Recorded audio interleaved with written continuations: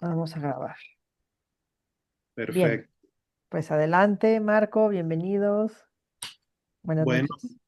muchísimas gracias, Val, Heidi, y a todas y todos los miembros de la Asociación Mexicana de Imagen Subacuática, la MISUB, que como les dije ayer, pues el agradecimiento a ellas y a ellos por el patrocinio y el auspicio de hacer esta actividad tan importante para seguir, digamos, como multiplicando conocimientos. Y como les decía ayer, mucho de esta información para algunas y algunos será muy básica, pero para otros también será algo, digamos, como iniciático, y ojalá que esto sirva también para engancharlos con el tema que les interese. Por ahí estoy viendo que también están entrando queridas y queridos estudiantes y amigas y amigos del Centro de Capacitación Cinematográfica, estudiantes míos hasta el año pasado. Bienvenidas, bienvenidos, estudiantes de cinefotografía. Y también creo yo que por ahí deben de andar algunos estudiantes de cine y de fotografía de la isla de Margarita, además de mi querido maestro José Montes, que también está acá. La gente de Venezuela, que ahorita están más tarde que nosotros, están allá por alrededor de las 9 de la noche, así que no nos tratemos de alargar tantos, ¿no? Porque ellos sí van a terminar más tarde que nosotros. Bueno, bienvenidas y bienvenidos de vuelta. Como vimos ayer, comenzamos la sesión hablando un poco de nociones básicas de los aspectos físicos de la luz. Vamos a empezar a compartir la presentación. Aquí estamos. Muy bien. Y le voy a decir que, espérenme tantito. Ahí estamos. Bueno, como les decía, ¿no? Están viendo perfectamente la imagen completa en pantalla, ¿no? Sí, muy bien. Sí. Ok, perfecto. Bueno, ayer vamos a echarle un repaso rápido. Vimos cuestiones básicas sobre la física de la luz en el agua, revisamos conceptos básicos, revisamos qué es lo que pasa a nivel de la transmisión de la luz en el agua, el tema físico de la refracción, todo el tema del efecto óptico, la sensación visual que nos producen los objetos sumergidos en el agua.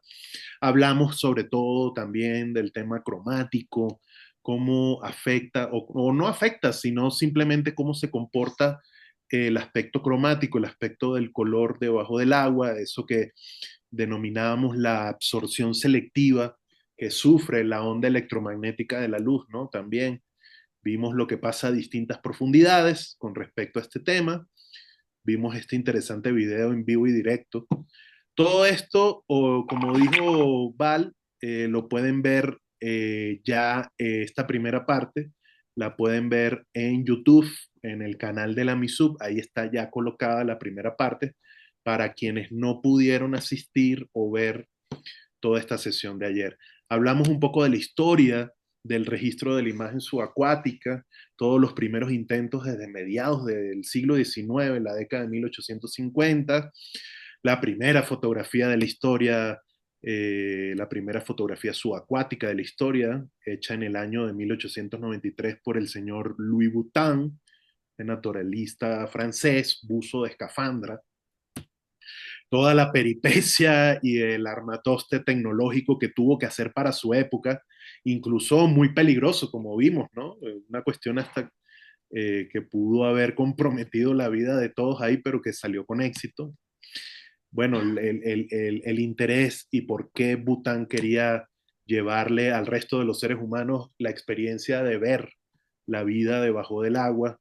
La primera fotografía a color hecha en Estados Unidos en 1926, la historia tecnológica de las cámaras, de los housings, los primeros desarrollos, las cámaras compactas, toda esta historia desde la fotografía fotoquímica, ¿no? Hasta lo que tenemos hoy, lo que disponemos hoy con los últimos equipos y accesorios y herramientas para el registro a nivel de cinematografía y de fotografía digital. Y bueno, hoy vamos a empezar a hablar un poco de todo lo que implica, ya después de haber visto un poco la historia y los antecedentes de esto, y los principios físicos de la naturaleza de la luz bajo el agua, vamos a hablar un poco qué es lo que implica entonces realizar un registro de la imagen subacuática, ¿no? Porque tiene varias implicaciones. Ya de por sí el hecho mismo de, en primer lugar, tener que, eh, digamos, el primer paso obviamente es saber bucear y saber bucear bien, ¿no? O sea, es decir, el primer paso a cubrir es tener buenas habilidades como buza o como buzo, y sobre todo en los aspectos básicos como el control, por ejemplo, de la flotabilidad neutral, que creo que es algo que todos debemos de aprender a la perfección cuando hacemos la primera certificación que hacemos al momento de empezar a especializarnos en el submarinismo, ¿no? Tener una perfecta flotabilidad neutral para los que y las que no son buzas y buzos que están aquí presentes ahora.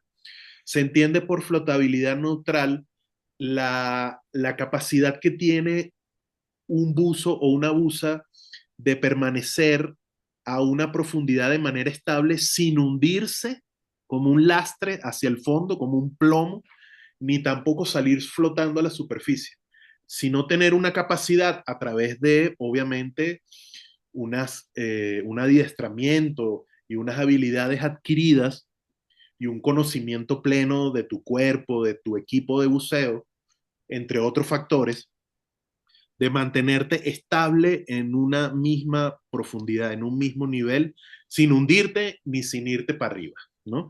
Eso básicamente estamos hablando para hablar en términos muy coloquiales de lo que es la flotabilidad neutral.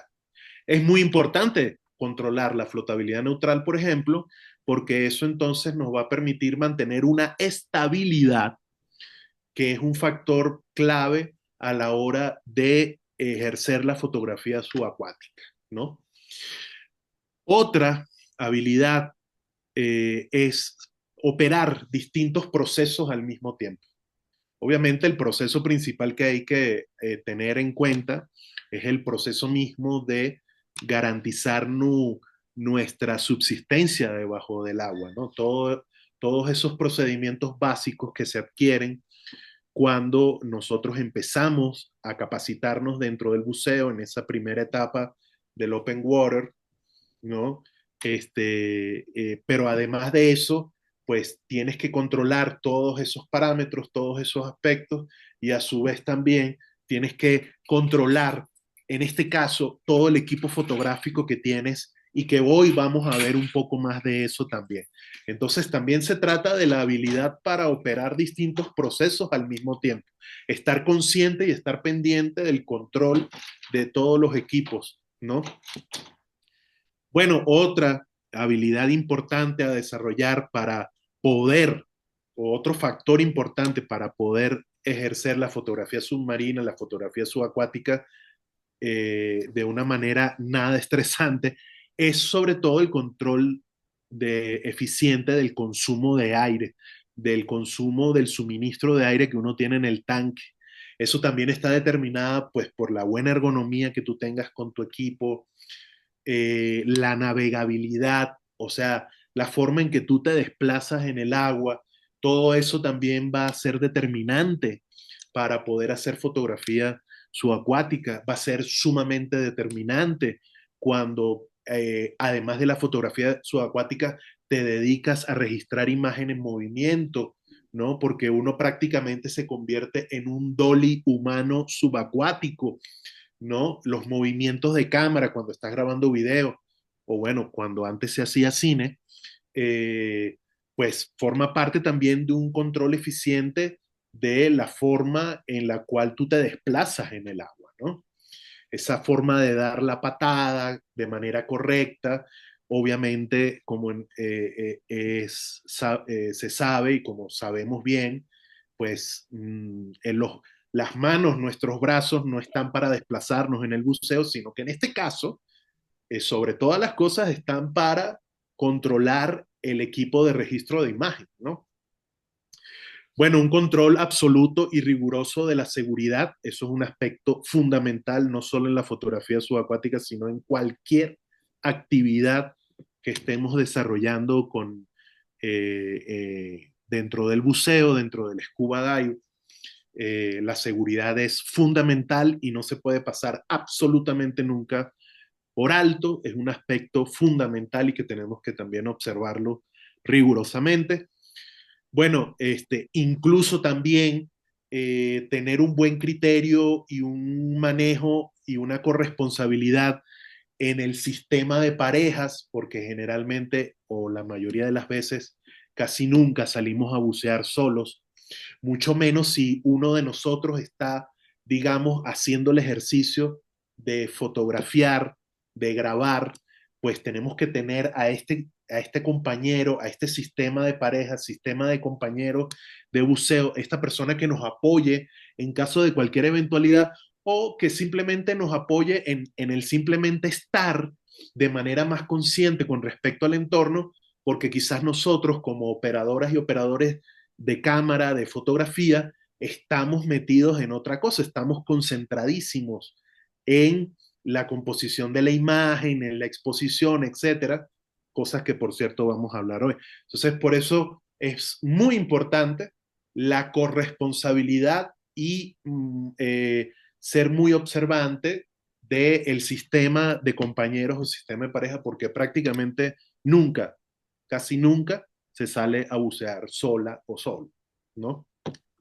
Y bueno, muy importante también, obviamente, en el aspecto técnico, es el conocimiento pleno, tanto del equipo de buceo propio como del equipo fotográfico o audiovisual, sea cual sea el caso, que está empleándose para el registro. Tenemos que tener un conocimiento pleno. Lo ideal siempre es tener un equipo propio, ¿no? Bueno, hay quienes presupuestalmente no pueden tener esa opción, entonces de repente, bueno, agarran un equipo prestado, ¿no? Que solidariamente le presta a alguien. Pero bueno, lo ideal es, sea cual sea el caso, conocer plenamente las condiciones del equipo, tanto del equipo personal de buceo, lo que te va a permitir la supervivencia debajo del agua, como del equipo de registro fotográfico o audiovisual que estés usando. Porque fíjense o imagínense qué problemático sería andar resolviendo y averiguando cosas estando ya uno allá abajo, ¿no? No hay mucho tiempo y también se pierde, digamos, la oportunidad de hacer un registro más eficiente. Entonces, todo eso forma parte de la planeación, que así como planeamos nuestros buceos, planeamos las profundidades máximas, los tiempos, después los intervalos de superficie, la descompresión, etcétera, pues también tenemos que plantear el registro o planear, mejor dicho, cómo vamos a hacer nuestro registro de imágenes. Entonces eso es muy importante. Recuerden que si tienen alguna pregunta, pueden hacerla, la escriben en el chat y Valeria o yo podemos irlas leyendo para ir, digamos, respondiendo al paso todas las interrogantes o las intervenciones o las preguntas, inquietudes que ustedes tengan, ¿no? Y cuidado ahí con los micrófonos abiertos para que no se cuele ningún sonido. Muy bien, seguimos adelante entonces después de estos factores que son muy importantes tomar en cuenta. Hablemos ya de uno de los temas, digamos, que de repente por ahí nos genera más dudas y es el de la exposición de la luz bajo el agua. ¿Cómo exponer la luz bajo el agua? Bueno, como dice aquí, es uno de los retos más importantes dentro del ejercicio de la fotografía subacuática, pues que debido a las características que ya hemos visto en la sesión de ayer, con respecto a las dinámicas de la intensidad y la manera en cómo se transmite la luz bajo el agua, pues es un aspecto y es un reto, pues determinar la exposición correcta y precisa de la luz, sobre todo anteriormente, que era cuando no teníamos un monitorcito LED en nuestra cámara, sino que teníamos un soporte fotoquímico de película y muchas veces no teníamos la oportunidad de ver inmediatamente el resultado como tenemos la ventaja hoy. y entonces teníamos que, digamos, hacer un planteamiento muy meticuloso y cuidadoso del tema de la exposición y de cómo jugar precisamente con lo que se conoce como el triángulo de la exposición, o sea, cómo jugamos con diafragma, obturador y el ISO, y alrededor de todo eso, pues profundidad de campo, foco, etcétera. Y bueno, anteriormente se contaban con algún tipo de herramientas como la que tenemos en la imagen de la derecha, la legendaria también Casa Seconic, fabricante de exposímetros, de fotómetros, mundialmente conocida, exposímetros para cine, para fotografía fija también. Bueno, esta gente hizo también un diseño muy particular que es esta belleza que vemos ahí, que era el Seconic Marine Meter 2, el modelo L164, que salieron varias versiones, y era un fotómetro muy sencillo, pero muy eficiente, un fotómetro, un exposímetro de cadmio, de una célula de cadmio, que registraba pues la exposición exacta de las condiciones de luz que estábamos en ese momento. Por supuesto, es un fotómetro que está dentro de un compartimiento estanco y que tenía la manera de controlar todos los parámetros desde afuera. Era un fotómetro sencillísimo, nada más tú tenías posibilidad de moverle el ISO y la obturación, y eso era todo. El fotómetro te daba la medida del diafragma que te recomendaba él usar para poder medir exactamente, ya que no teníamos un monitor LED con el resultado inmediato. Entonces la exposición, habían herramientas de este tipo anteriormente. Bueno, si uno se mete por ahí en eBay, ayer de hecho me metí a ver si todavía alguien vendía algo, y por supuesto los japoneses tienen, dentro de todos sus equipos usados que los tratan como nuevos, ahí los tienen a la venta en eBay. Todavía hay Seconics Marine Meter a la venta usados en Japón. Entonces, bueno, esa era una de las herramientas para exponer, como les digo, cuando no teníamos la posibilidad de ver el resultado inmediato de la imagen, incluso debajo del agua, sino que había que salir, descargar ese material fotosensible, esa película, sea de fotofija o de cine, y mandarla a un laboratorio y esperar paciente y ansiosamente a la vez, una semana por lo menos, para que el laboratorio revelase y dijera sí, como dicen aquí en México, hay monitos o no hay monitos, ¿no?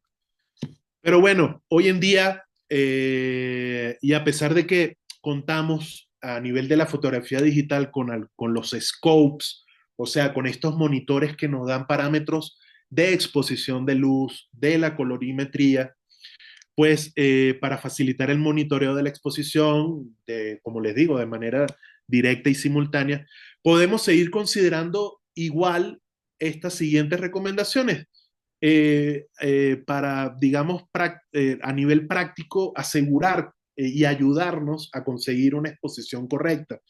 Pues una de las primeras es acercarse al sujeto u objeto a fotografiar, pues para reducir precisamente, como ustedes bien saben, lo hablamos ayer, lógicamente el agua es un medio más denso que el aire.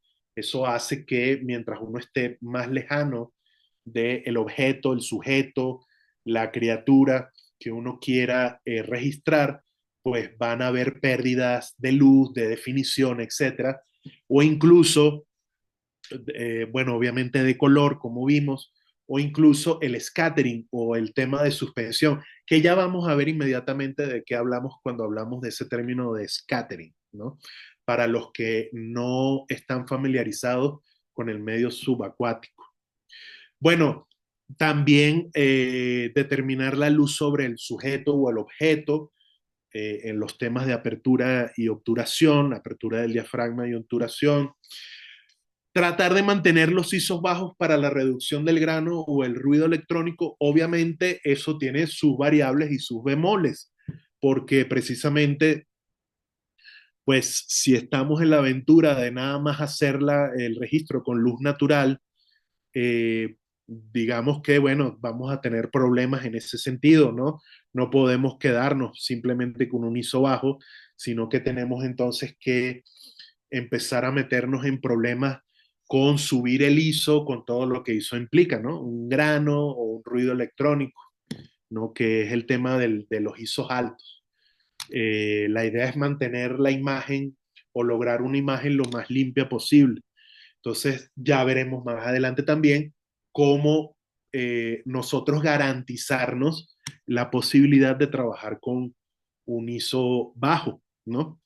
Bueno, también es el de resguardar la apertura de diafragma más cerrados para también procurar una buena profundidad de campo. Obviamente, con luz natural también es difícil, solo con luz natural a una determinada profundidad, como lo vimos ayer, donde hay una absorción de color de la intensidad de la luz, es difícil también entonces ayudarnos a que las distancias hiperfocales en el foco, ayudarnos a mantener un diafragma cerrado.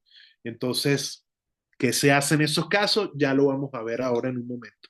Y bueno, las velocidades de obturación altas para congelar tanto movimiento de los sujetos u objetos como el movimiento propio del buzo o de la buza, porque a pesar de que, como dijimos, tenemos que mantener este nivel de flotabilidad neutra y el control de los movimientos al momento de hacer el registro fotográfico audiovisual, pues también es de mucha ayuda poder tener velocidades de obturación más altas para contrarrestar algún movimiento indeseado que también nos haga perder la definición de la imagen, ¿no? ¿Alguna pregunta por ahora? ¿No hay nadie que haya escrito nada? ¿O sí? Aquí Mike preguntó que ISOs bajos, ¿a qué te refieres? O sea, ¿cuánto? ¿Cuáles serían unos ISOs bajos? Bueno, ISOs bajos, obviamente estamos hablando generalmente todo lo que esté por debajo del ISO 400, ¿no? Son ISOs que por debajo digamos, de esa medida, de ese número, eh, pues estamos, digamos, hablando de un ISO bajo. Un ISO alto, pues ya sería de 400 hacia arriba, ¿no? Eh, pero un ISO bajo estoy hablando de por debajo del ISO 400. O sea, el ideal sería ISO 100, ISO 200, ¿no?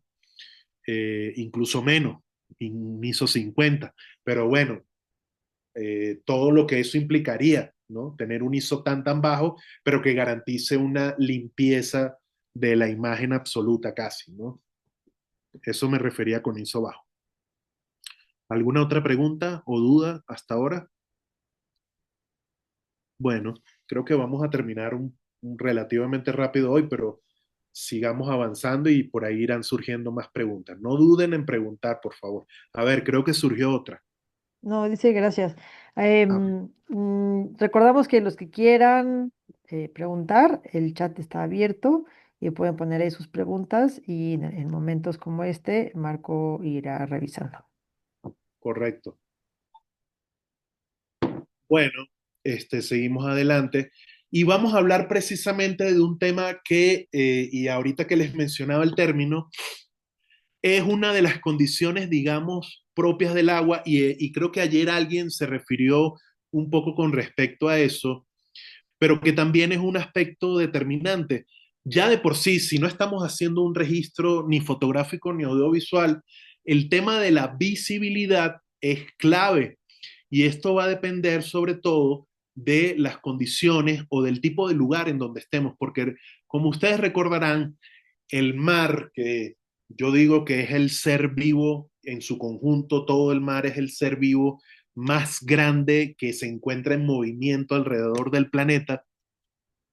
El mar, por esa misma circunstancia y por esa misma característica, pues tiene condiciones muy disímiles dependiendo del lugar del planeta en donde estemos, porque obviamente un mar en los polos, en el Ártico, el océano Ártico, no es lo mismo que un arrecife coralino a las orillas de la isla de Margarita en pleno Caribe venezolano, o aquí mismo dentro de México, que es uno de los países con mayor y más fascinante diversidad para cualquier tipo de buceo, pues el agua de el Golfo de California no es lo mismo que estar hablando del agua del Caribe, de la Riviera Maya, o el agua de un cenote en Yucatán. No es lo mismo de hablar, por ejemplo, del agua que está en el manantial de la Media Luna en San Luis Potosí. Es decir, cada lugar, cada cuerpo de agua va a tener una característica con respecto al tema de la visibilidad, dependiendo de muchos factores, ¿no? Y eso va a plantear unos retos interesantes para cualquier buza o buzo fotógrafo. Eh, pues puede estar subordinado, como les decía, a las condiciones climáticas del lugar, puede estar condicionado a las corrientes, a las mareas, a los sedimentos fluviales, tanto de ir a bucear a un río, como que cómo influye una corriente de un río cuando desemboca en un área marítima, todo el sedimento que ese río suelta dentro de esa zona de mar, la mayor o menor presencia, ya hablando de temas biológicos o microbiológicos, la mayor o menor presencia de fitoplancton y zooplancton. Eso visualmente también repercute, ¿no? En el área donde estamos buceando. Y obviamente la más lamentable y triste de todas, que es la contaminación y polución que nosotros como seres humanos generamos en el mar y en los cuerpos de agua. También, lamentablemente, eso determina las condiciones de visibilidad, de qué tan diáfano o qué tan transparente va a ser el agua en un lugar o no. Y bueno, todo eso se manifiesta bajo un fenómeno visual que afecta directamente a esa visibilidad y que es producido por todos estos elementos anteriores que les mencioné y que es conocido como suspensión, la suspensión o el scattering, precisamente. Y bueno, para contrarrestar eso, porque de repente nos va a tocar necesariamente hacer un registro o fotográfico o audiovisual en alguno de esos lugares, precisamente para contrarrestar eso tenemos que aplicar ciertos criterios de iluminación, sobre todo de la angulación de la iluminación. Pero vamos a hablar de eso más adelante también. Aquí vamos a ver el grafiquito más grande y todo lo que les mencionaba, ¿no? Todo visualmente, todos los aspectos que van a afectar o a beneficiar a las condiciones de visibilidad, ¿no? Y como les decía, partículas de todo tipo, moléculas de agua, algas, fitoplancton, la condición misma del agua, si por los sedimentos de algún tipo es más turbia, es más clara, si hay un sol incidente, si el día está nublado arriba, todo eso son una serie de factores que se van triangulando y que se van articulando para afectar el tema de la visibilidad. Eh, es un tema que creo que es inevitable, pero lo que sí se puede es tomar la decisión si vale la pena o no.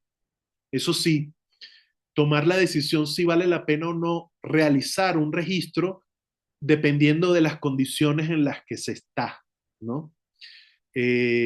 Obviamente hay casos excepcionales o excepciones, como por ejemplo, si estamos realizando una puesta en escena, ya estamos hablando, digamos, a nivel, por ejemplo, de cinematografía o de la fotografía artística, donde necesitamos quizás tener una visibilidad y una transparencia del agua casi, casi que perfecta, pues ahí tenemos que nosotros entrar en control de esas situaciones. Entonces, no, digamos, para hacer una puesta en escena de una escena ficcionada bajo el agua, que vamos a ver al final de la sesión de hoy un ejemplo muy simpático sobre eso, o vamos a realizar una fotografía artística con una modelo, con un modelo o con un grupo de modelos, y necesitamos la transparencia para que esa puesta en escena tenga, digamos, las características visuales que nosotros queremos, pues no podemos hacerlo en un medio natural o por lo menos en un medio natural que no nos garantice las condiciones de esa visibilidad. Entonces lo que hacen, por ejemplo, las producciones cinematográficas o los proyectos de fotografía artística es que se van a una alberca o piscina, dirían los argentinos una pileta, donde las condiciones de agua, al ser un espacio de aguas confinadas, hay un control de esta transparencia del agua, ¿no? O contar con la suerte de tener un espacio natural que garantice unas condiciones de visibilidad perfecta. Dígase, por ejemplo, aquí en México, un cenote o un manantial de agua dulce, como los que están aquí cerca en el estado de Morelos, cerca de la ciudad de Cuernavaca, como son las estacas, que son de repente manantiales de agua dulce que generalmente tienen unas condiciones de diafanidad, de transparencia bastante óptimas. O bueno, si ya es una historia que requiere turbiedad, pues la gente en esas albercas o piscinas van controlando esas condiciones de la visibilidad. Incluso los grandes estudios, ya hablando del cine industrial, sobre todo el norteamericano, en los grandes estudios, los estudios cuentan con piscinas, con albercas gigantes, donde realizan, digamos que son sets cinematográficos subacuáticos preparados con esas condiciones controladas para poder hacer registros de, de, eh, de esas condiciones ideales, ¿no? Ahí recordamos, por ejemplo, algunas escenas de esta película que a muchos nos gusta y que es un referente. Creo que siempre, precisamente, que por aquí anda mi querido José Montes, hablábamos de la película del abismo, ¿no? Una película que ocurre mucho bajo el agua, ciencia ficción subacuática. Bueno, eso era hecho en grandes estudios que tenían grandes piscinas, grandes albercas, y ahí se hacía un estudio cinematográfico subacuático, ¿no? Pero bueno, va a depender de qué es lo que vamos a hacer y cuáles son las condiciones con las que vamos a contar. Para eso, y vuelvo otra vez de nuevo al tema de la planeación, tenemos que investigar muy bien si vamos a depender de un lugar natural, de un espacio natural, dígase marítimo, un espacio de costa, el mar abierto, dígase lacustre, alguna laguna, un lago, un embalse, dígase fluvial, un río, un curso de agua. Tenemos que investigar las condiciones previamente, no podemos llegar nunca a averiguar a ver cómo es el lugar y a ver si vamos a hacer el registro o no fotográfico audiovisual. No, como todo en el buceo, compañeras y compañeros, tenemos que realizar y tener el rigor de realizar nuestra investigación previa y nuestro proceso de planeación previo, rigurosamente, para no perder el tiempo, para no perder sobre todo dinero, porque si nos tenemos que desplazar a un lugar y ahí es donde vamos a averiguar que el agua es más marrón que el café con leche que yo me tomo en todas las mañanas, entonces no vale la pena, ¿no? Muy bien, es un tema muy importante, la visibilidad y las condiciones visuales del agua donde estamos trabajando. Bueno, y concatenado directamente a eso, como les decía, pues viene el tema de la iluminación bajo el agua, que también plantea, así como plantea varios retos, también plantea muchísimas posibilidades. Pero antes de avanzar, vamos a ver si hay preguntas. A ver, en el chat. Am, ay, eh, bueno, aquí Paola, por ejemplo, pregunta si suelen hacer scoutings. Sí, sí, sí, Pau. Indiscutiblemente, así como se hacen scoutings en cualquier producción cinematográfica o fotográfica, es decir, se hacen exploraciones previas, se determinan y se toman decisiones con respecto a los lugares, hay que ir a estos lugares y no incluso, bueno, a veces es difícil, ¿no? A veces es difícil como todo ir al lugar y darte cuenta. O sea, creo que la primera responsabilidad va a ser por lo menos investigar en línea o investigar con las personas del sitio, si sobre todo, obviamente, tú haciendo submarinismo, haciendo actividades subacuáticas, te apoyas o buscas el apoyo logístico de algún centro de buceo o de algún equipo de personas que conozca la zona, que esté presente en la zona y pides información y apoyo con ellos para que te digan cómo están las condiciones o en dado caso que te digan cuál es la mejor época. Si tienes el presupuesto suficiente, si tienes las posibilidades materiales suficientes para ir tú directamente y echarte una inversión y decir, ah, mira, vamos a conocer el lugar y vamos a ver qué condiciones tiene el agua, pues también es bastante conveniente, ¿no? Pero sí, lo ideal es, si no hacer un scouting directamente, por lo menos investigar muy bien y apoyarte con las personas que estén cercanas a esos cuerpos de agua en los cuales tú quieres hacer el registro. O incluso, si se trata de una alberca o de una piscina, pues tienes que ir a la piscina o a la alberca para ver si incluso tiene las condiciones idóneas, si tiene una profundidad adecuada para hacer el tipo de acciones que quieres hacer dentro de esa agua controlada, etcétera, etcétera. Sí, hay que hacer siempre un proceso de investigación previo y si se puede, un proceso de visita previa. A ver, otra pregunta. Espero haber respondido la pregunta. Hay que mencionar que una mala flotabilidad suele ser un factor para levantar partículas del fondo y tener una muy mala visibilidad. Piensa en la Indi- media luna. Indiscutiblemente, indiscutiblemente. Y sí, por ejemplo, en un lugar como la Media Luna, que conocemos muy bien, yo afortunadamente he tenido la posibilidad de ir muchas veces, híjole, si no tienes una flotabilidad perfecta, comienza una situación desastrosa porque el fondo es tan fangoso y tiene una consistencia tan suelta que ni siquiera hace falta pegarle un aletazo, sino que tú lo miras y ya el suelo se levanta. Entonces, pero eso aplica en todos los lugares, porque en todos los lugares tenemos que tener flotabilidad neutra. No debemos de irnos como un plomo al fondo, independientemente del tipo de fondo que sea, menos aún si estamos trabajando sobre un arrecife, es absolutamente prohibido tocar ni siquiera una puntita de esos arrecifes de coral, porque como sabemos muy bien, son ecosistemas demasiado delicados y tenemos que estar siempre por encima de ellos. Entonces sí, indiscutiblemente, y volviendo a lo que hablábamos anteriormente, la flotabilidad neutral además sirve para no levantar sedimentos y no tener problemas de scattering enfrente de nuestra imagen. Muy, muy buena observación. El siguiente. Y creo que esos son todos los comentarios por el momento. Ok, perfecto, muy bien.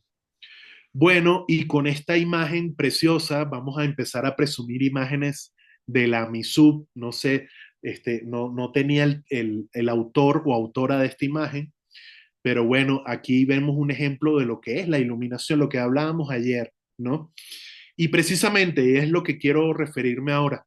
En primer lugar, pues es un elemento prioritario la iluminación bajo el agua para obtener resultados óptimos, pues si se quieren lograr imágenes con altos criterios estéticos y técnicos. Como vimos anteriormente, debido a este fenómeno de la absorción selectiva que hace el agua como medio más denso del aire en la onda electromagnética de la luz, el problema que acabamos de mencionar del scattering y el aseguramiento de un buen nivel de contraste y nitidez se hace prácticamente obligatorio utilizar dispositivos de luz artificial bajo el agua. Como decía ayer, no quiere decir con esto que no podamos utilizar la iluminación natural que viene del sol, pero ya vimos a nivel teórico todas las implicaciones que tiene solo contar con la luz del sol. Por eso miren en esta maravillosa imagen tomada por alguna o alguno de los miembros de la AMISUB, que incluso se puede observar perfectamente en la parte superior de la imagen, que estamos hablando de una fotografía que fue realizada a relativamente pocos metros de profundidad, pero que de todas maneras esta persona que tomó la fotografía tomó obviamente la decisión de usar una fuente de luz natural, perdón, una fuente de luz artificial para contrarrestar o compensar lo que no le está dando esa luz natural que viene de arriba, que además se ve que ya no podía contar mucho con ella, ¿no? Y eso le ayudó además a poder rescatar la maravillosa gama de colores que tiene esta imagen, como ustedes pueden ver. Si esta imagen no hubiera tenido esta fuente de luz artificial, pues entonces no estuviéramos hablando de la presencia de esta diversidad de colores tan maravillosa que tiene esta excelente imagen tomada por uno de los miembros de la MISUB. Bueno, creo que surgió una nueva pregunta, vamos a irla respondiendo ahí. No, la verdad es que era un comentario nada más que decía que la autora es Valeria Mazo, o sea, yo. Ah, muy bien, por supuesto. Bueno, ya después le voy a poner sus créditos abajo. Bueno, muy bien. Existen diversos tipos de fuentes de luces, como son los flashes, estrobos. Ya vamos a ver y entrar en detalle ahora mismo inmediatamente. Los flashes, las luces continuas, dependiendo de las fuentes luminosas que usen. Bueno, más anteriormente se usaban luces incandescentes, hoy más que todo, como en casi todo, desde el alumbrado público hasta la luz que usamos en nuestra casa, pues todo es luces LEDs, o la mayoría son luces LED. Y si esas luces están acopladas o no a la cámara, al sistema de cámara que estamos usando, ¿no? Va a depender mucho y ya vamos a ver varios ejemplos. Pero bueno, vamos a hablar un poquito cada uno y de manera muy básica.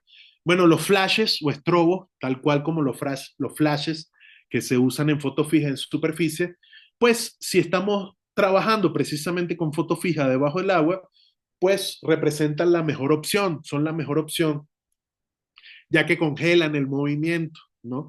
Ofrecen mayor potencia y evitan precisamente la retrodispersión al usar brazos articulados. Eso quiere decir que son dispositivos que puedes variar la direccionalidad, la angulación de esas fuentes de luz y uno puede hacer, digamos, una pequeña variación o hasta incluso decir un tipo de diseño de cómo moldear la luz en estos fondos, ¿no? Y es una opción, como ya les decía, plenamente recomendada si estamos realizando fotografía fija, aunque no imperiosamente tiene que ser siempre así, como todo, ¿no? Bueno, están también las fuentes de luz continua, que son las que permiten previsualizar además la iluminación en la pantalla LCD, si estamos obviamente como casi hoy en día trabajando con tecnología digital.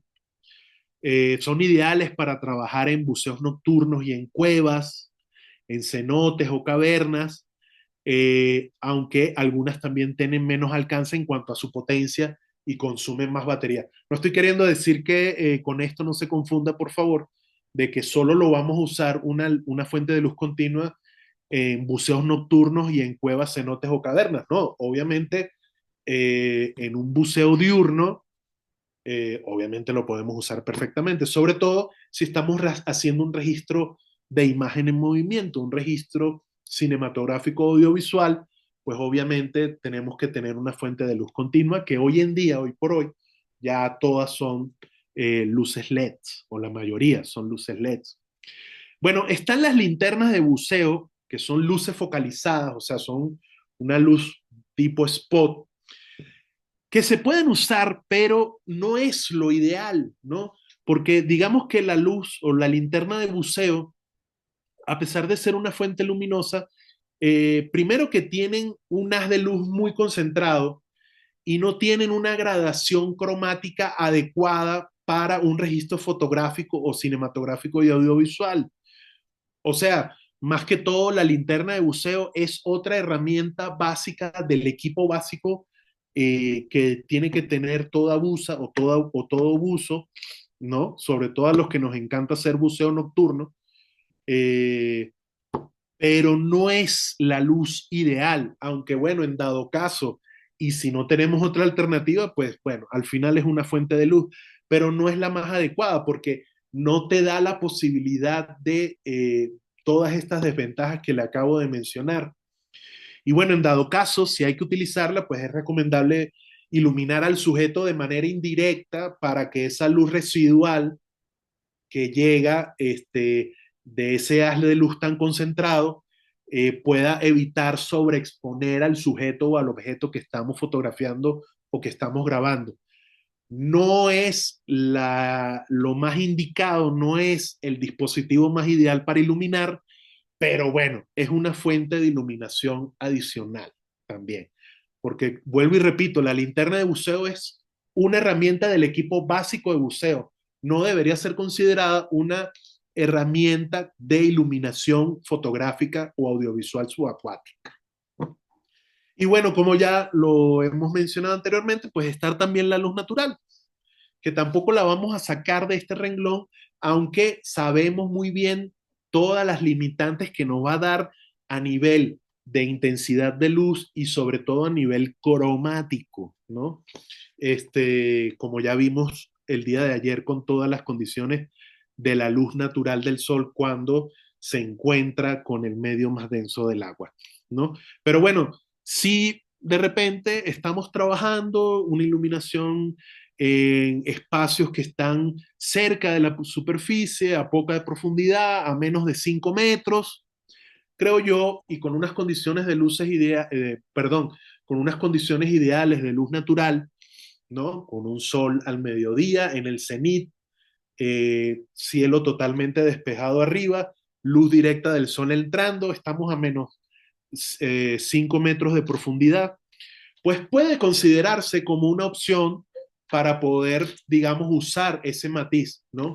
Aunque lo ideal, como hemos visto en algunos ejemplos, es buscar trabajar con la combinatoria de las dos tipos de fuentes de luz, tanto la luz natural que viene de arriba como la fuente de luz artificial que estamos usando abajo, ¿no? Pues eso, digamos, como las principales fuentes de luz con las cuales podemos contar para registrar el medio subacuático en donde estemos trabajando. Bueno, uno de los criterios precisamente más importantes a tomar en cuenta para iluminar una imagen que queramos captar y registrar y para contrarrestar los efectos no deseados, si hay, por ejemplo, condiciones de suspensión o scattering, o sea, si hay muchas partículas frente a nosotros, es la de direccionar las fuentes luminosas en un ángulo. Bueno, yo puse aquí de 45 grados, pero no necesariamente tiene que ser ese ángulo. Puede ser un ángulo dependiendo de la situación, pero con lo que me quiero referir es que para contrarrestar ese efecto de estas partículas que van a ensuciar nuestra imagen, la van literalmente a contaminar, para contrarrestar un poco eso, debemos de jugar con las variaciones de la angulación de la fuente de luz con respecto al eje principal de la óptica y de la cámara subacuática que estemos trabajando. Porque, digo, a veces conviene bastante bien hacer una iluminación totalmente frontal sobre el sujeto u objeto o superficie que estamos fotografiando. Pero si tenemos unas condiciones de scattering o de suspensión de partículas en el agua, lo que tenemos es que empezar a buscar jugar con variaciones de la angulación de luz distintas o colocar, mejor dicho, colocar la luz en un eje distinto al eje en donde se encuentra la cámara y el lente que estamos usando para registrar esta escena que queremos fotografiar. Esto pues posibilita además imágenes con mejores y buenos criterios estéticos de iluminación y quizás contrarrestar algunas sombras no deseadas o iluminaciones planas, aunque va a estar siempre como todo en el arte y la libertad inherente a la misma, va a estar siempre al criterio de la persona que esté fotografiando y va a estar subordinada a las condiciones naturales o del cuerpo de agua en las cuales se encuentra en ese momento. No hay una regla escrita en piedra con respecto a esto, porque va a depender de muchos factores que cada uno y cada uno de nosotros se va a enfrentar al momento de afrontar el registro de la escena que queremos fotografiar o que queremos grabar. ¿Ok? ¿Alguna pregunta hasta el momento con respecto a estos temas? Creo que todavía no hay preguntas. Muy bien, no hay preguntas entonces. Seguimos adelante y vamos a ver un video para hablar o para graficar precisamente, para visualizar un poco como, volviendo al tema de la historia, un poco como eran los registros, por ejemplo, cinematográficos anteriormente. Y voy a detener el video. Esto es un video digamos, un video muy, muy corto de los registros subacuáticos que realizaba el comandante Cousteau en sus expediciones, porque recuerden que el Calypso, además de ser un buque oceanográfico y de investigación científica, era también un laboratorio y un estudio cinematográfico, ¿no? Entonces, ellos realizaban una gran cantidad de registros cinematográfico documental bajo el agua. Y fíjense ustedes, bueno, además de, estamos hablando de equipos de hace por lo menos 60 o 50 años, fíjense en esta imagen que acabo de congelar, cómo hay no solo un buzo encargado del registro, sino hay dos.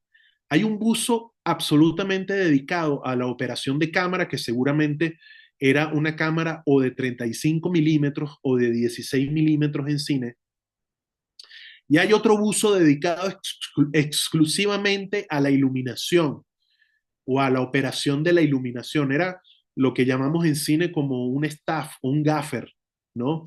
Un buzo eléctrico que se encargaba exclusivamente de hacer la iluminación y de hacer, digamos, o de colocar la iluminación según el criterio del fotógrafo, que en este caso vamos a suponer que era el buzo operador de cámara. Entonces, imagínense, se necesitaban en ese momento, por el tipo de equipos, luces incandescentes, equipos poco más aparatosos, con baterías más grandes para el suministro de energía, se necesitaba un buzo dedicado para la operación de la luz y un buzo dedicado a la operación de cámara.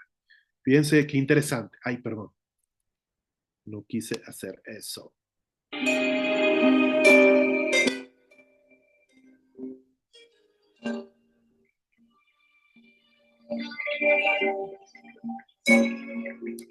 Fíjense esta, fíjense esta. Aquí no estamos hablando incluso, perdón que el video no tiene una muy buena resolución de imagen, pero bueno, fíjense. Estamos hablando no de un operador de luces, sino de dos, con lo que puede casi que traducir, o sea, llevándolo al paralelo de lo que son las luces en superficie, pareciera como una especie de una luz mini bruto. Eran luces incandescentes de gran potencia que generaban mucho calor. Pero fíjense en varios aspectos, además de cómo era el registro cinematográfico subacuático aproximadamente hace 60 o 50 años, con toda esta aparatosidad, donde eran necesarios dos buzos. Fíjense lo que estamos hablando ahora precisamente. El buzo operador de cámara está en el centro y él está planteando el eje principal de cámara. Y los dos operadores de iluminación están colocando las luces en simultáneo, los tres están avanzando, nadando, avanzando, y los dos buzos operadores de iluminación están planteando la dirección de la luz a 45 grados aproximadamente con respecto al eje visual, al eje de la cámara. Entonces, fíjense cómo ellos aplicaban aquí esta regla y cómo eran necesarias varias personas para realizar este tipo de registro en lo que era la unidad de producción del comandante Cousteau en su legendario Calypso.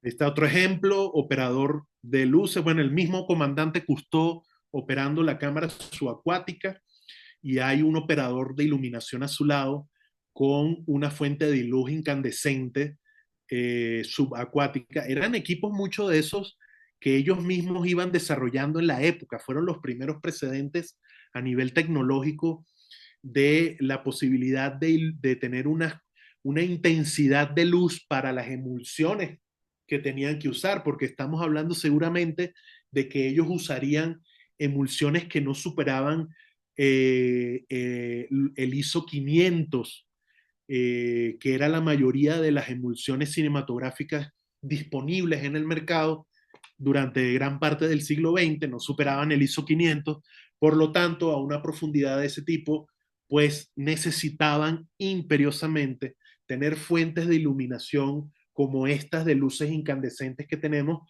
con una potencia quizá de unos por lo menos 650 a 1000 watts, ¿no? Ay, perdón que...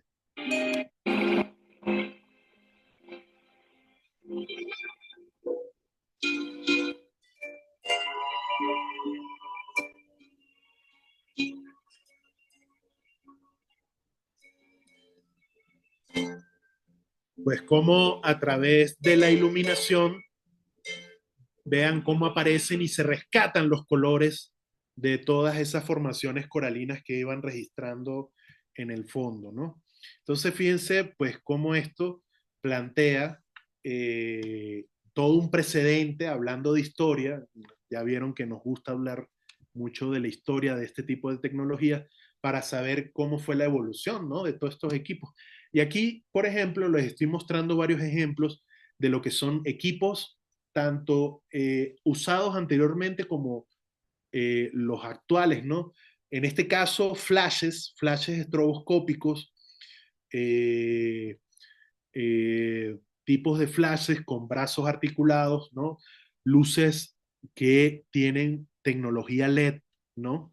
O uno de sus precedentes para fotografía fija, ayer que hablábamos de las cámaras Nikonos, la división, digamos, subacuática de la casa Nikon, pues fíjense que también Nikonos llegó a tener su línea de flash para operar junto con sus cámaras, ¿no? Entonces aquí tenemos tres tipos de flashes, dos más actuales que están actualmente en el mercado, luces de flash estroboscópicos con tecnología LED y una luz más antigua que es esa naranja que se ve ahí, el modelo Nikonos SB 105, que es una luz anterior, usada anteriormente, pues con estas películas, con estas cámaras de película eh, fotoquímicas, como las vimos ayer, ¿no?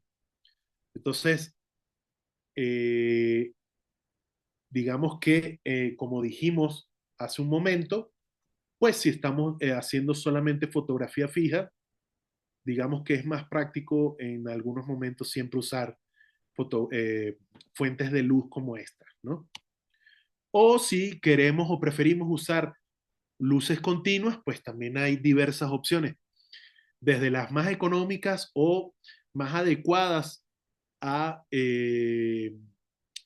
presupuestos o el tipo de cámara que estamos operando, si son de repente cámaras más pequeñas como estas dos tecnologías de LEDs que tenemos, incluso esta chiquitita que es, por ejemplo, para trabajar con una de estas famosas cámaras de acción como la GoPro, por ejemplo, una luz que está perfectamente adecuada para trabajar con una cámara de ese tipo, una cámara de acción, con todas las limitantes que ya sabemos que tiene, pero bueno, es una herramienta también bastante útil y bastante provechosa. Paneles de LEDs como el de arriba a la derecha, un poquito más grandes, que se pueden acoplar encima de la cámara. O si ya estamos hablando de producciones cinematográficas o audiovisuales más grandes, podemos ya contar con paneles de LEDs más grandes, como este que está a la izquierda, que es sobre todo para trabajar en producciones audiovisuales más grandes o para instalar incluso, como ven en la parte inferior, para instalar esa luz en un tripié o en un soporte, ¿no? De iluminación dentro de una alberca o un espacio de aguas confinadas controladas, ¿no? Como por ejemplo, bueno, este caso, ¿no? Aquí ya estamos hablando de palabras mayores, estamos hablando lo que les mencionaba hablando,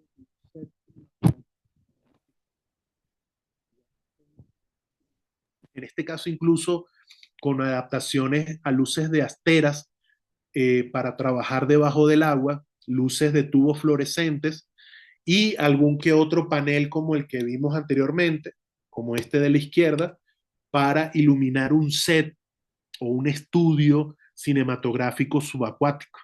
Ahí tienen al buzo operador de cámara que está seguramente operando un housing. Miren el tamaño del housing. Eso quiere decir que estamos hablando de una cámara de cinematografía digital de gama alta, ¿no? Una cámara bastante grande para poder o tener que usar un housing de ese tipo, ¿no?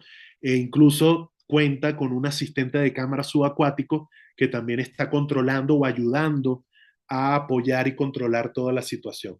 Creo que hay una pregunta, a ver quién.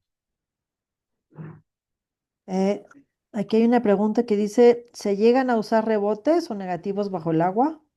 Muy buena pregunta, sobre todo en el ámbito cinematográfico, fotográfico. Eh, digamos que en una situación no controlada, o sea, en un registro documental de orden de registro de naturaleza, es muy complicado o muy impráctico usar rebotes o negativos, ¿no? Eh, Se usan más que todo, sí se pueden usar en una condición como la que estamos viendo en pantalla, en un set controlado cinematográfico subacuático. Si se usan, claro que se puede usar. Lo que quizás es un tema, por ejemplo, en una alberca o en una piscina que tiene mucho cloro, eh, no podemos quizás usar los tipos de textiles que usamos afuera del agua, porque pues con el cloro se van a desteñir o se van a deteriorar esos negativos o esos rebotes o digamos textiles para tamizar la luz. Pero claro que sí, no está exento a que podamos usar superficies reflectantes bajo el agua, sobre todo para, digamos, puestas en escenas de ficción, fotografía artística en condiciones controladas como esta. En el mar es muy difícil y es demasiado raro llegar a usar algo de este tipo, pero no está exento a que si queremos hacer un diseño de iluminación, podamos usar esos recursos. Eso sí, vuelvo y repito, tenemos que ver qué tipo de textiles especiales hay que usar, porque para meterlos en el agua, estos textiles obviamente no debieran de sufrir ningún deterioro. A ver, creo que surgen otras preguntas por ahí. Y por ejemplo, aquí tenemos una pregunta que dice si la refracción afecta en algo. Y otra pregunta, y una vez voy a leer. Uy, no, creo que ya son varias. A ver, voy en orden. Dice, Adrián pregunta, a la hora de iluminar bajo el agua, ¿cómo controlan la dirección? Bueno, precisamente, saludos Adrián, precisamente el tema de la reflexión, como vimos. Ahora, ¿qué es lo que pasa? La reflexión estamos hablando, por ejemplo, lo que pasa es que una aclaratoria para el resto, como son mis queridos estudiantes de cine, me están preguntando mucho, digamos, en cuanto a esquemas de iluminación cinematográfica, pero muy bien, excelentes preguntas igual. Eh, ¿Qué es lo que pasa? Lo que pasa es que en una iluminación o un diseño de iluminación para un tipo de registro cinematográfico en un set con condiciones de agua controladas, el tema de la reflexión va a determinar o se va a afectar la dirección de la iluminación si la fuente de iluminación está fuera del agua. O sea, si tú estás iluminando desde arriba de esa alberca, de ese estanque donde estás haciendo o armando tu set cinematográfico, como es el caso de la imagen que estamos viendo en este momento, pues obviamente el tema de la reflexión, como vimos ayer, va a determinar ciertos temas con respecto a la dirección de la luz. Ahora bien, si la fuente de luz está dentro del agua, pues eso ya no va a haber, digamos, un tema de manera tan problemática porque el tema de la reflexión, como recordarán, es cuando la fuente de luz sufre una modificación en su trayectoria al pasar del medio del aire, del medio aéreo, al medio acuático. Si estás planteando tu iluminación dentro del agua, si estás haciendo el diseño dentro del agua, el tema de la dirección de la luz no representa gran problema. A ver, siguiente pregunta. También tenemos, si mencionabas que se trabaja sobre todo con diafragmas cerrados, pero también usan de repente rack focus y cómo se hace. Bueno, el tema del rack focus también es muy raro usarlo. Estamos hablando, fíjense, estamos hablando ya a nivel audiovisual o cinematográfico. Realizar un rack focus bajo el agua es bastante complejo, ¿no? Eh, Porque hay muy pocas oportunidades de hacer esos cambios de foco debajo del agua por las condiciones ópticas, ¿no? Y porque generalmente, casi siempre, por este tema de la reflexión, eh, muchas veces el tema de las variaciones de profundidad de campo, hay muy poca oportunidad de hacerlo, aunque no digo que no haya la oportunidad, ¿no? No digo que haya la oportunidad, pero generalmente lo que se estila es que, o lo que se quiere debajo del agua es tener, digamos, como mayor de profundidad de campo posible, ¿no? Pero bueno, sería interesante un día experimentar y hacer un taller de probar hacer rack focus bajo el agua, a ver qué pasa, ¿no? Y Siguiente finalmente, pregunta. la última pregunta es de Adrián, si la refracción afecta en algo. Si la refracción, bueno, creo que respondí esa anteriormente, ¿no? Cierto, cierto. Bueno, Sí. aquí hay otra pregunta más. ¿Qué factores afectan en el balance de la cámara durante la operación? Esto es de Paola. Me imagino que se refiere al balance de De blanco blancos, ¿no? ¿Puede ser? y temperatura de color.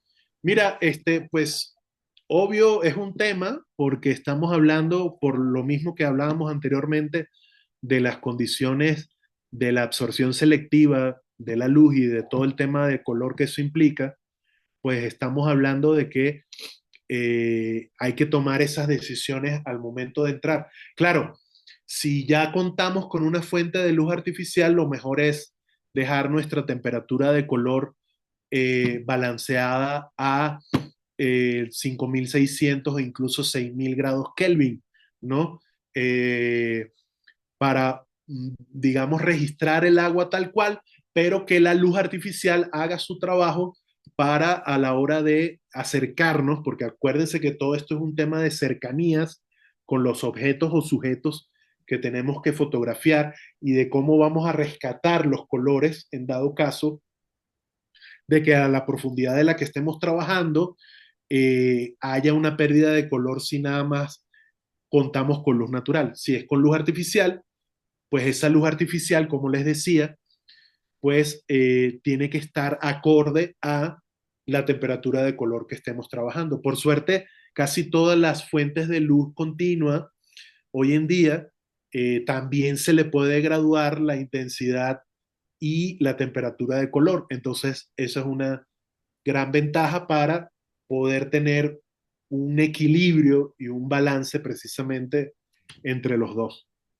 Bueno, esto fue un bonus track porque ahorita Paola hizo una aclaración y dice que en realidad se refería a que no se destabilice tanto el movimiento. Ah, bueno, pero es lo mismo. Bueno, incluso creo yo, Pau, ya estás protagonista de las preguntas. No, pero muy bien, muy buenas preguntas. Eh, no, yo creo que el tema de la estabilización de la imagen incluso digamos que es más suave y más fácil que en tierra, que en la superficie, porque digamos, bueno, eso sí, sí, obviamente, volvemos a lo que hablaba en un inicio, si tú eres buena buza o buen buzo, si ya tienes resuelto todos tus temas de flotabilidad neutral, de buen manejo y control de la manera de tú cómo moverte en el agua, pues obviamente esos movimientos van a ser fluidos. Tú ahora, por ejemplo, que estás en pleno taller de operación de cámara, pues imagínate poder tener la posibilidad de flotar, ¿no? De flotar haciendo cámara en mano en vez de estar caminando. Ya el hecho de caminar, ya tú sabes muy bien, porque lo estás experimentando ahora, el hecho de caminar y operar una cámara en mano implica un movimiento del cuerpo que se transmite hacia la cámara. Aquí estamos literalmente flotando y eso es una gran ventaja porque tú te conviertes en un dolly acuático prácticamente si sabes controlar muy bien tu cuerpo y tu navegabilidad dentro del agua, ¿no? Y también por eso, perdón, para agregar, también por eso la ventaja quizás de usar ópticas más angulares, porque ya sabemos que eso también ayuda adicionalmente a la estabilización de la imagen. ¿Alguna otra pregunta? Eso es todo por el momento. Muy bien, excelentes preguntas y gracias a todas y a todos por sus preguntas. Entonces, fíjense, volviendo al tema de las tecnologías de luz, tenemos este tipo, que son las más comunes, y hablábamos, por ejemplo, de las linternas, ¿no? Pero fíjense, hay linternas que incluso piensan un poco en, digamos, aprovecharse para ser herramientas de iluminación fotográfica o audiovisual, como este modelo. Ojo, no estoy haciendo ninguna publicidad de nadie aquí, pero por ejemplo, este modelo de linterna, que también es una luz eh, que se puede usar para el registro fotográfico o audiovisual, que es la linterna Aqualight. Y la linterna Aqualight tiene incluso accesorios como esta lentilla de 70 grados o este difusor o un disquito que es como un filtro difusor que te ayuda a que ya como de por sí hablábamos, la desventaja de usar una linterna de buceo común y corriente es que te genera un haz de luz bastante spot, bastante focalizado. Esto te ayuda a difuminar un poco la iluminación y a crear una fuente de luz un poco más acorde a lo que necesitamos nosotras y nosotros como para iluminar nuestras escenas, ¿no? Entonces también pueden haber alternativas de este tipo, más económicas, sobre todo más portátiles, sobre todo si tenemos que viajar con muchas cosas a lugares distantes para hacer nuestros registros subacuáticos. Esto puede cumplir la doble función de una buena linterna de buceo y una luz que nos pueda ayudar un poquito a iluminar o a hacer un apoyo en nuestros registros audiovisuales o fotográficos. Y bueno, ya el caso premium extremo de un set cinematográfico subacuático con todo lo que eso implica, ¿no? Bueno, hablemos de las ópticas un poco.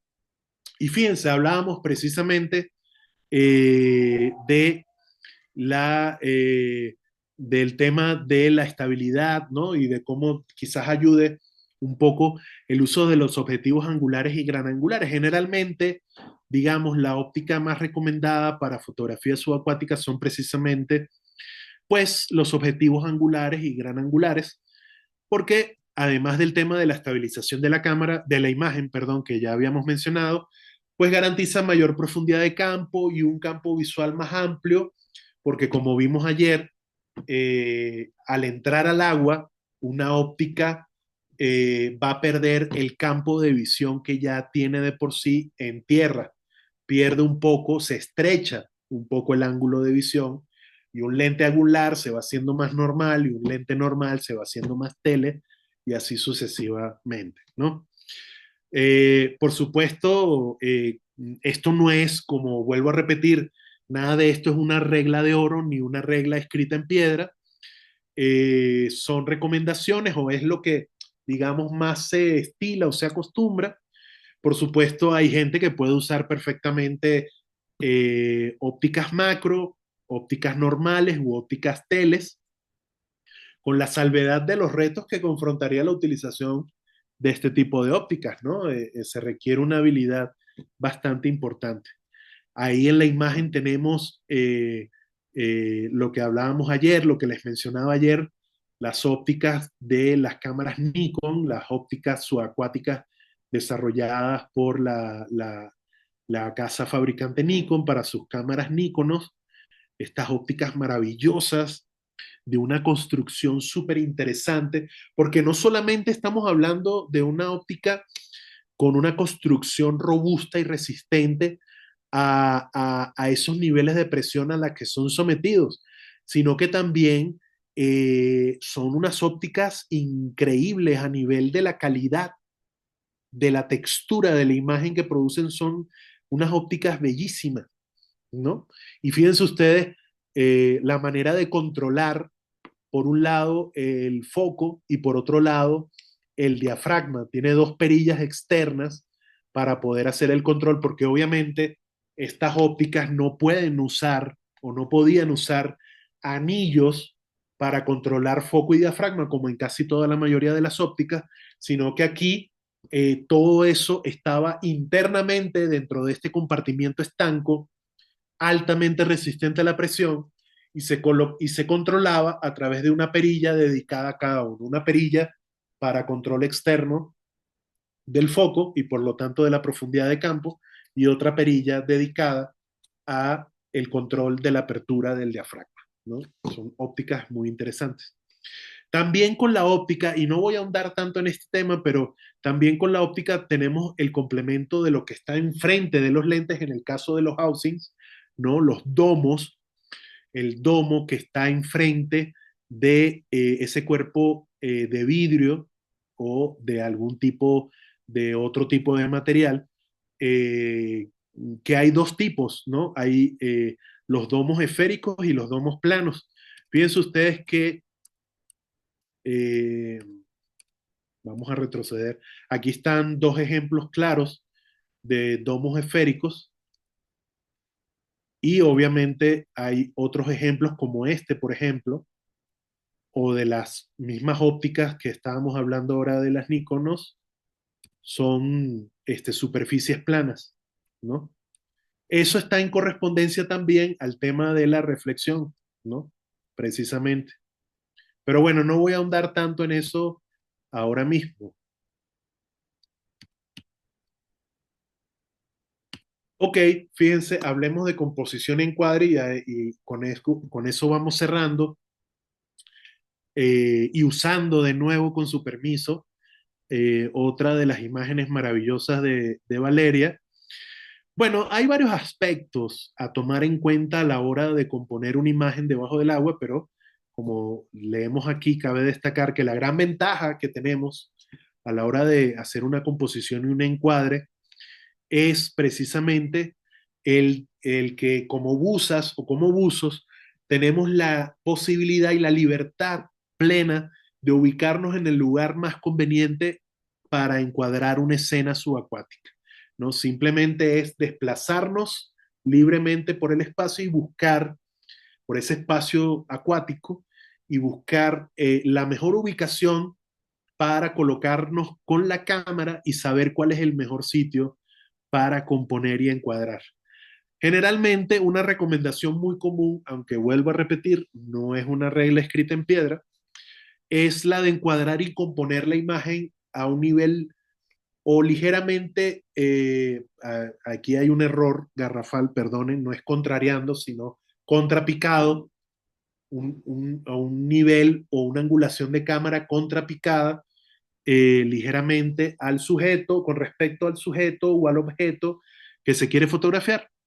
Mucho mejor si se tiene incluso una referencia de la superficie del agua, ¿no? De lo que estamos viendo hacia arriba, ¿no?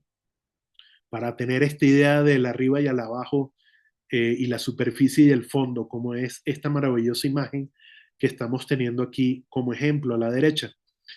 Bueno, lo más importante tanto en tierra como en el agua siempre va a ser resguardar las líneas y las proporciones áureas, los horizontes tanto superiores como inferiores, aunque obviamente aquí va a tener una particularidad, ¿no? Porque es difícil hablar en el medio subacuático de un horizonte como tal, pero bueno, a nivel de las líneas y las proporciones de composición y la toma de decisiones, que es al final lo que se habla cuando hablamos de componer, la toma de decisión de manera asertiva que implica, como siempre, el hecho de componer una imagen, ¿no? El criterio a la hora de componer una imagen, ¿no? Eso es tanto en la fotografía que hacemos aquí en la superficie como la que estamos haciendo bajo el agua. Creo que hay una pregunta por ahí, vamos a ver si... si la No, leen. realmente fue un comentario que hablaba de que la foto está increíble. Está realmente Nada más. increíble. Y vamos con otra foto tuya también, que es una de mis favoritas y que me parece que es una de las fotos más maravillosas que yo he visto últimamente, precisamente a nivel compositivo, ¿no? Y es esta maravillosa imagen donde pues tenemos a esta multitud de peces casi que haciéndole una danza al sol que está arriba y a esta compañera, esta camarada buza, sí, creo que es una buza, que está en el fondo.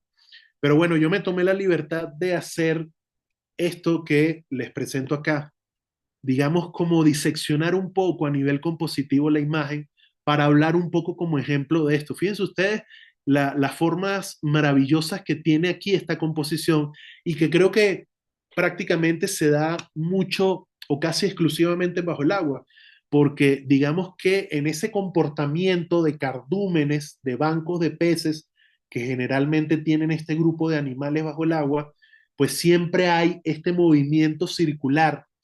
Pero fíjense lo maravilloso de esta imagen, porque la composición que los mismos peces están realizando están en complemento perfecto con la redondez del sol. Por eso digo que aquí los peces están prácticamente danzándole al sol, están haciendo una danza al sol debajo del agua y planteando este movimiento circular, ¿no? El sol, elemento esférico, los peces en movimiento esférico, y hay una sensación precisamente a nivel compositivo, hay una sensación de movimiento dentro de la imagen. A su vez, la imagen, como ustedes pueden ver en esta flecha en doble sentido, hay hay una casi que perfecta proposición de los dos puntos de interés según la zona áurea, los dos puntos de interés tanto en la parte superior derecha como en la parte inferior izquierda. Y eso le da al espectador un movimiento interesante entre estos dos puntos de interés de la imagen al plantear al personaje humano en la parte inferior en correspondencia prácticamente directa a cómo está colocado el principal punto de alta luz que tiene la escena, haciendo casi una proporción bastante equilibrada de la imagen.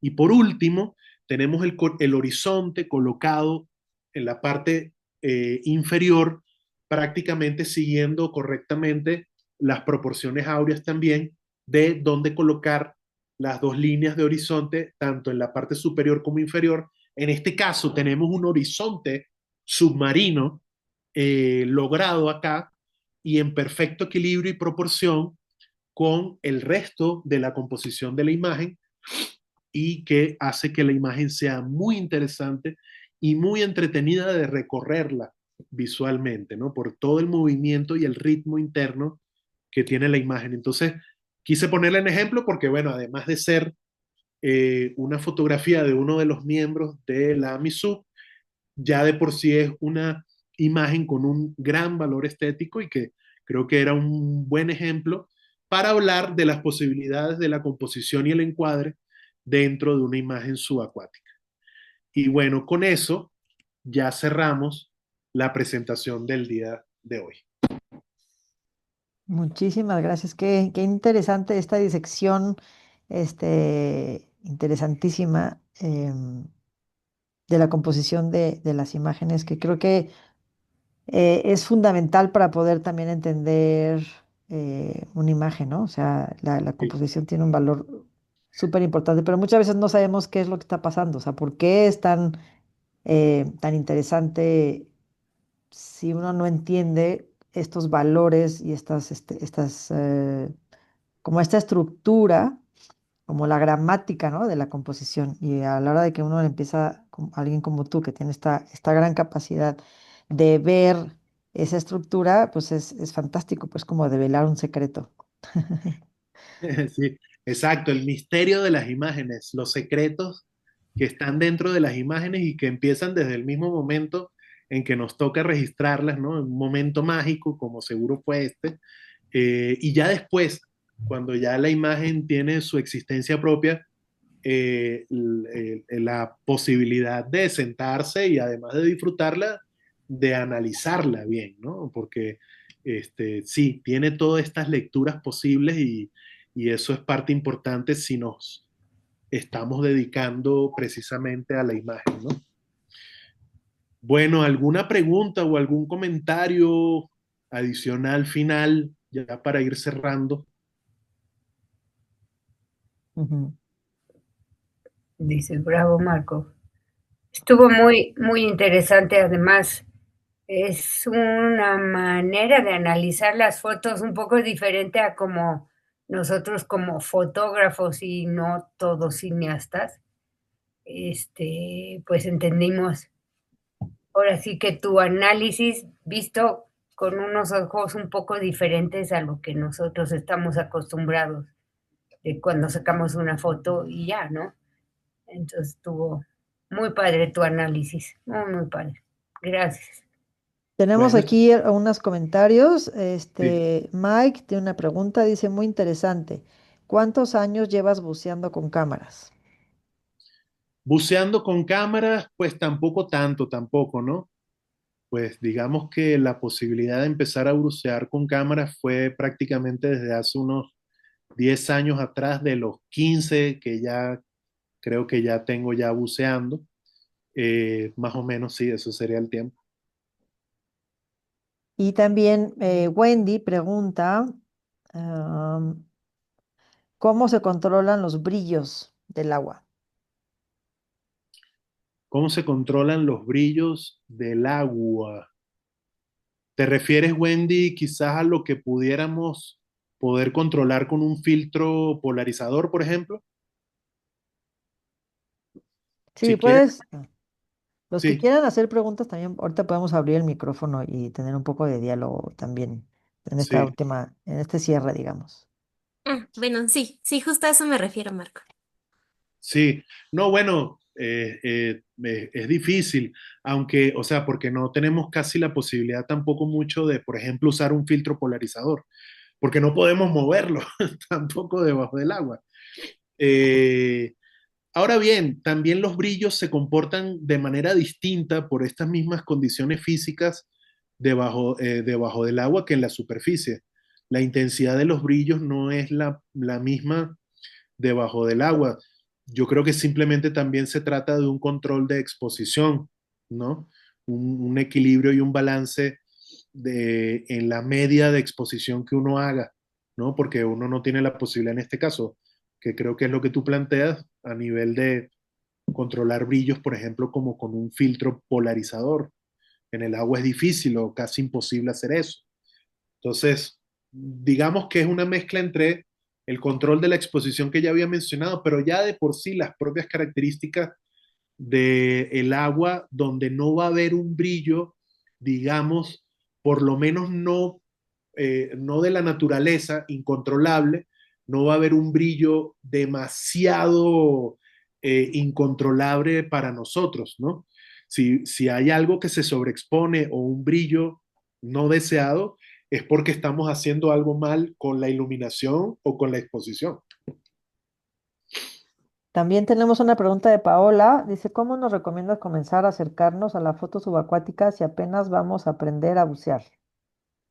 Pues primero, o sea, precisamente eso. Primero es aprender a bucear. Hay que primero ser buzo para poder ser fotógrafo subacuático. Entonces, el primer paso es bucear, aprender a bucear muy bien.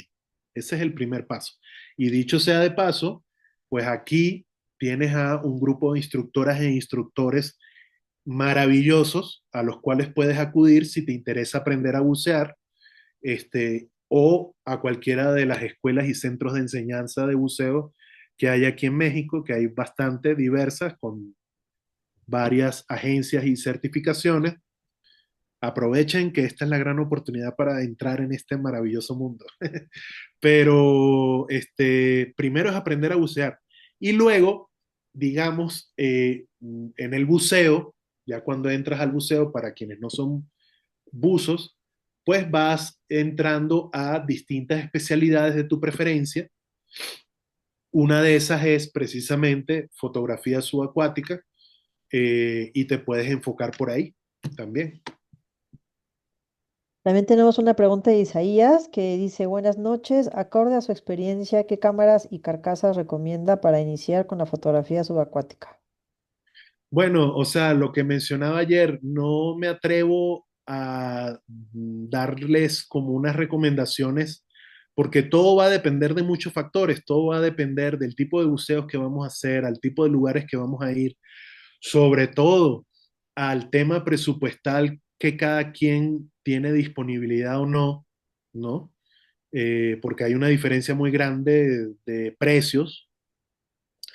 Hoy en día, por ejemplo, hay posibilidades de que podemos contar con housings o carcasas eh, para teléfonos celulares, digamos que a unos precios relativamente más asequibles a que a los housings para una cámara, digamos, más, una cámara como tal, no un teléfono. Pero, por ejemplo, desde ahí podemos empezar a contar con una posibilidad, ¿no? Que es poder empezar con un registro con un teléfono, aunque ya sabemos que eso obviamente tiene algunas limitaciones en cuanto a las capacidades y posibilidades en el registro y la calidad de la imagen.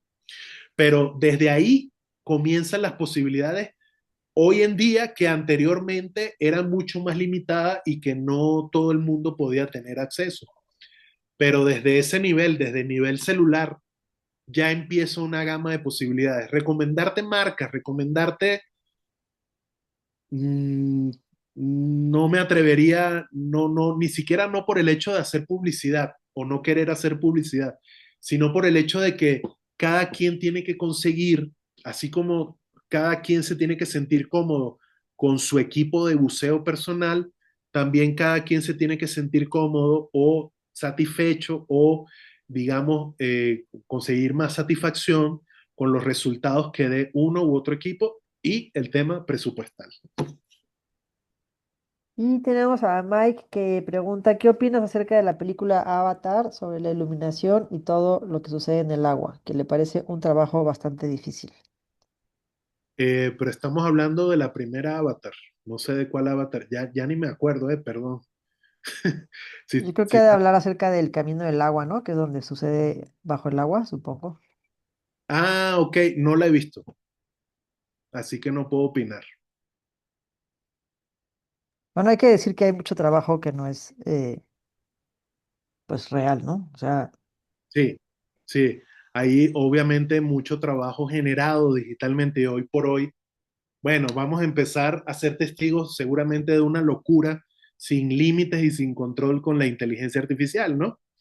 Pero bueno, creo que todavía el agua o la recreación del agua creo que va a ser un tema que todavía la inteligencia artificial le va a costar un rato más también, ¿no? De todas maneras, les recomiendo obviamente explorar muchas de las, digamos, alternativas de, que hay en cuanto a registros subacuáticos en diversas obras cinematográficas, tanto documentales como ficción. Hay ficciones clásicas como la que mencionaba anteriormente, que es una película, hablando de Avatar, precisamente una película de James Cameron, que es esta ciencia ficción subacuática como es la de El Abismo. Es una buena película. Eh, Hay gran cantidad de documentales, empezando por el mismo comandante Cousteau y todo lo que hizo con su equipo, y de muchas otras y otros realizadores, tanto aquí en México. Valeria les puede dar una lista muy nutrida e interesante de películas documentales subacuáticas, este, y a nivel mundial también, ¿no? Hay muchas referencias, muchos referentes y muchas posibilidades, ¿no? Otra pregunta. tenemos una pregunta relacionada con un equipo específico, que bueno, ahí tú verás tu respuesta. Dice, ¿qué opinas de la Olympus TOG TG7 cumple con todas las características de una cámara profesional. No la conozco y no la he operado y por eso no me atrevo a decir nada, porque no hablaría sobre algo que no tengo la menor idea, porque no conozco el equipo. Es una point and shoot muy chiquita que aguanta sin housing como 10 metros y con su housing original aguanta como 40, pero es una point and shoot, no es una reflex, así, mm, aunque tiene un macro muy bueno, pero es una point and shoot. Es Exacto. chiquita, yo la tengo y está muy padre, muy ligera, pero tiene sus limitaciones. Sobre todo de la cantidad de presión y profundidad con la que puedes trabajar con ella, ¿no? Sí, aguanta hasta 40 metros, pero no quita que, pues que es chiquita, así no la puedes comparar con una Sony, una Nikon, un monstruo de esos, ¿no? Pero Exactamente. sí sé que su macro es muy, muy bueno, muy, muy bueno. Sí, creo que la mayor diferencia entre una cámara, como dices aquí, profesional, que bueno, es un decir profesional, pero es la capacidad de cambiar los lentes, ¿no? Esta es la diferencia de tener varias ópticas dedicadas.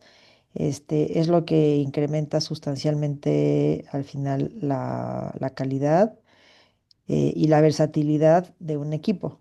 Las cámaras point and shoot pues están muy limitadas porque tienen un solo lente, aunque es un lente pues bastante completo, pues es un zoom que abarca varios tipos de distancias focales o ángulos, pero sí, al final es una cámara pues de entry level que le llaman, ¿no? O sea, como para iniciarse pues.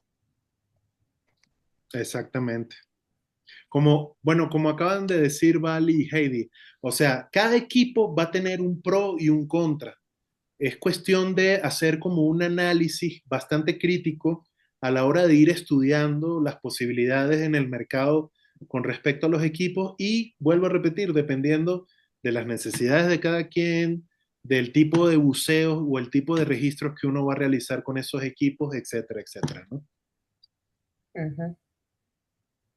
¿Alguna Pero otra? en su defensa, retomando a los que quieran iniciar con algún equipo fotográfico, esa es una muy buena cámara para iniciar. O sea, digamos que desde nuestro punto de vista, que hemos estado como muy al tanto de los equipos que van saliendo y la gente que quiere iniciarse, pues esa es una muy buena opción porque tiene muy buena calidad, tiene un gran macro y además si le entra agua al housing, no se te inunda la cámara porque también es resistente al agua. Entonces es un gran plus. Oh, sí. Tiene esas ventajas. ¿Otras preguntas por ahí todavía?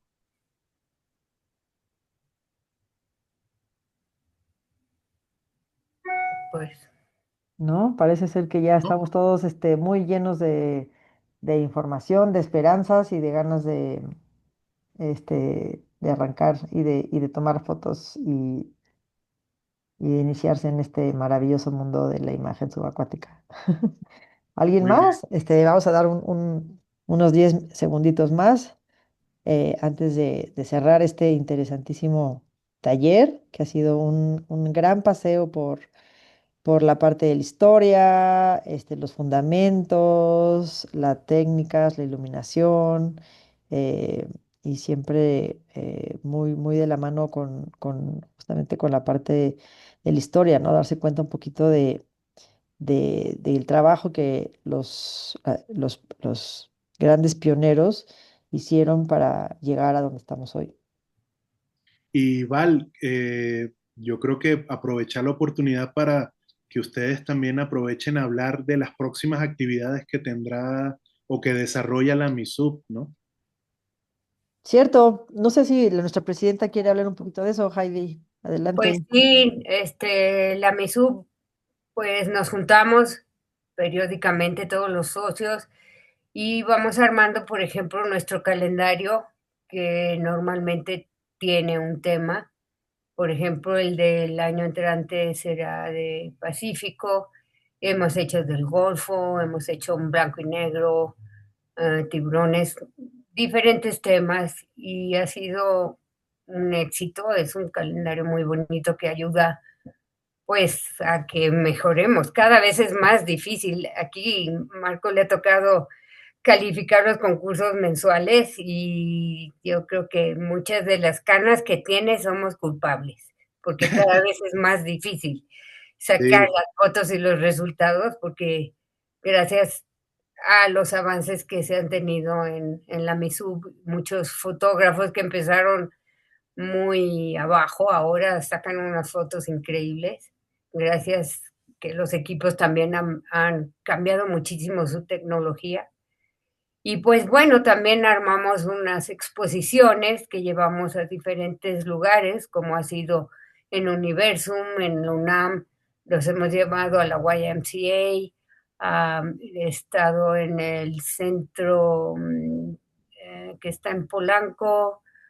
Bueno, se han ido las exposiciones a diferentes lugares, también en los centros de Slim que están en Copilco y esos lugares también han estado expuestos y bueno, hemos visto que cada vez hay más aceptación de nuestras fotos.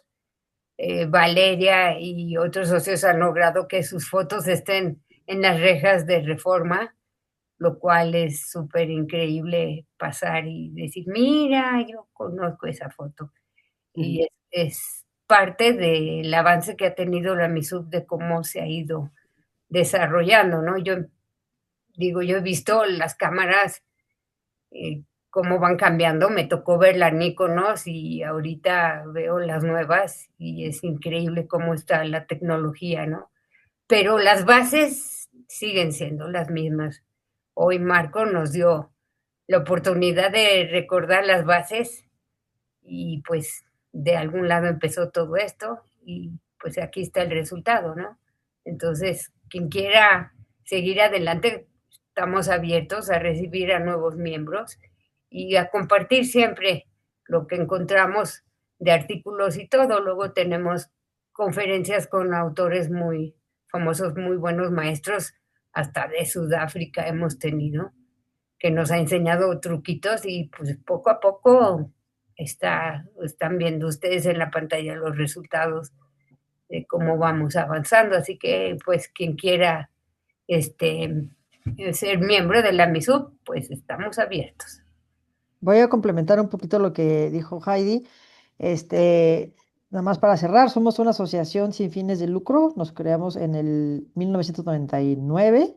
Llevamos ya 26 años existiendo y somos una asociación de fotógrafas y fotógrafos subacuáticos, desde niveles amateur hasta niveles bastante más sofisticados y profesionales, y perseguimos los fines que son dar a conocer el trabajo de los socios a través de exposiciones, de talleres, de calendarios, de publicaciones varias, e incrementar el nivel de los socios a través de talleres, cursos, salidas fotográficas, y también proteger el medio ambiente a través de donativos que hacemos cada año a asociaciones que trabajan con la conservación de diversas especies en el Mar de México.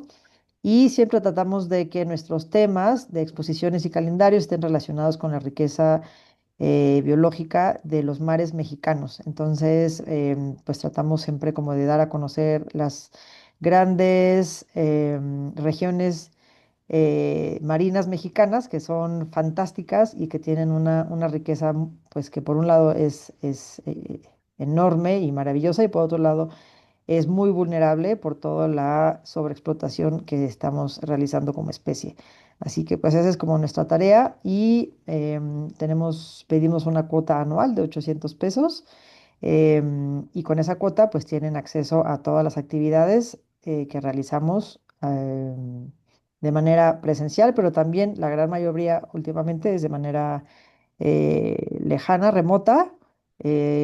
Así que pues eso, son bienvenidos y bienvenidas, y nos daría mucho gusto que hagan parte de nuestra asociación. así es. Y como decía Heidi, cada vez que me toca evaluar y hacer una valoración de las imágenes en los concursos mensuales que hace la MISUB internamente, además de darme banquete, es bastante difícil porque lo que sí hay aquí es una gran calidad de imágenes eh, en todos los concursos. Entonces es bien difícil escoger a ganadoras o ganadores. Y bueno, hay una gran variedad de actividades. Por ahí hablaban, y no hay talleres prácticos, por supuesto que hay talleres prácticos que la MISUB realiza en salidas hacia el mar. Y a las compañeras y compañeros que son fotógrafas y fotógrafos que están aquí, que no bucean, anímense, anímense si de verdad se sienten cómodos con el agua, si les gusta el agua, si tienen curiosidad por cruzar esta nueva frontera a nivel profesional, anímense.